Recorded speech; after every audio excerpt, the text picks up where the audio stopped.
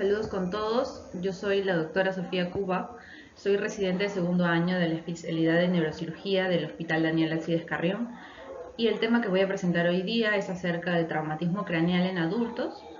Es una exposición orientada para que como paciente uno pueda ver cuáles son los signos de alarma en esta patología, cuáles son los síntomas que podemos observar, cuándo debemos buscar ayuda de un especialista, en qué momento y en qué condiciones deberíamos nosotros solicitar algún examen extra y cuáles son las medidas que podemos tomar para tratar esta patología, ¿no? Bien, para empezar tenemos que entender qué cosa es un traumatismo craneal. En palabras sencillas, es una lesión del cráneo y tanto del cráneo como del contenido, es decir, de la parte ósea como del cerebro, secundario a un impacto o un cambio de energía brusco. Va a suceder, en otras palabras, cuando alguien se golpea la cabeza y esto genera alguna clase de lesión mecánica, ¿no? Alguna clase de lesión visible, ya sea en la parte externa, en el cuero cabelludo, en el hueso o también como la parte interna que es el cráneo. Usualmente estas lesiones suelen ser leves. La mayoría de los casos que se observan son traumas pequeños que no causan ningún síntoma, que no generan más molestias muy aparte del dolor local, ¿no? Pero cuando una lesión es más grave que compromete esta zona, la zona del cerebro, puede generar fracturas en el cráneo o en la cara, puede generar lesiones en el cerebro que generan edema, es decir, hinchazón del cerebro, o sangrados también, ¿no? Que generan un efecto de masa dentro del cráneo y pueden trasladarse en síntomas neurológicos que vamos a conocer ahora. Los síntomas van a depender de la gravedad de la lesión y del tipo de paciente que tengamos, de la persona que haya recibido este golpe. En la mayoría de los casos no va a haber ningún síntoma, como ya he mencionado, y en otros casos puede haber pérdida de conciencia o incluso síntomas más graves que van a requerir tratamiento en un área de emergencia, una evaluación por un médico o una enfermera.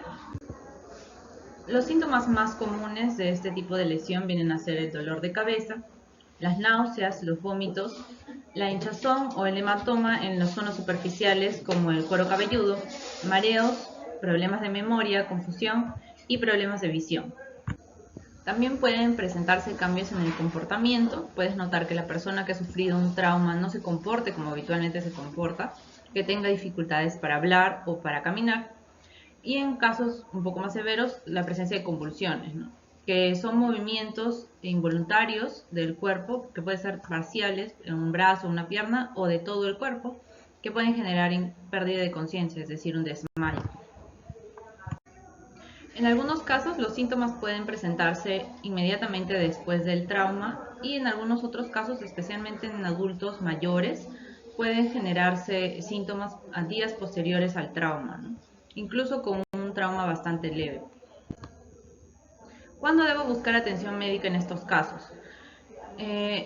Básicamente debería ser motivo de consulta médica cualquier síntoma que les voy a presentar ahora. Por ejemplo, presencia de convulsiones, cambios de comportamiento repentinos o persistentes, la presencia de dificultad para movilizarse o la dificultad para hablar, para pensar, para mantener el equilibrio, si hay vómitos a repetición, si hay pérdida de conciencia. Y en estos casos, el estudio ideal vendría a ser según la valoración clínica que haga el médico, ¿no? Algunas personas pueden requerir tomografías, que es un estudio para ver imágenes tanto del cráneo como del cerebro, o una resonancia magnética.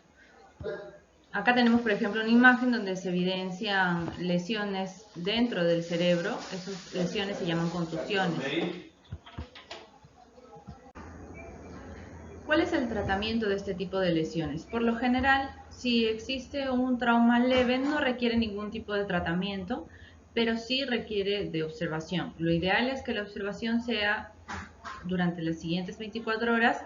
Puede ser de manera ambulatoria, es decir, en casa se puede realizar con un pariente o alguien que viva con la persona afectada para que pueda vigilar si es que nota algún síntoma de alarma que ya he mencionado. o si es que nota alguna diferencia en el comportamiento del paciente. De ser el caso, entonces requeriría atención inmediata. Cuando hay dolor en la zona, podríamos utilizar medicamentos de venta libre, como por ejemplo paracetamol, que es un muy buen medicamento para aliviar el dolor de cabeza. Y también el reposo, que es muy importante, dependiendo de los síntomas que presente el paciente. Por ejemplo, si es que existen mareos o hay mucho dolor, lo ideal es que el paciente haga descanso, haga reposo en cama, por lo menos unos días después de la lesión. Si es que evidenciamos que hay hematomas en las zonas superficiales, en el cuero cabelludo, hay hinchazón de la zona afectada, podríamos utilizar hielo local. Nunca directamente a la piel, sino con algún tipo de toalla o algún tipo de aislante que evite las quemaduras por frío, ¿no? Se puede utilizar el hielo local durante 15 minutos y eso durante las 1 a 2 horas. Y puede darse hasta las 6 horas después del trauma.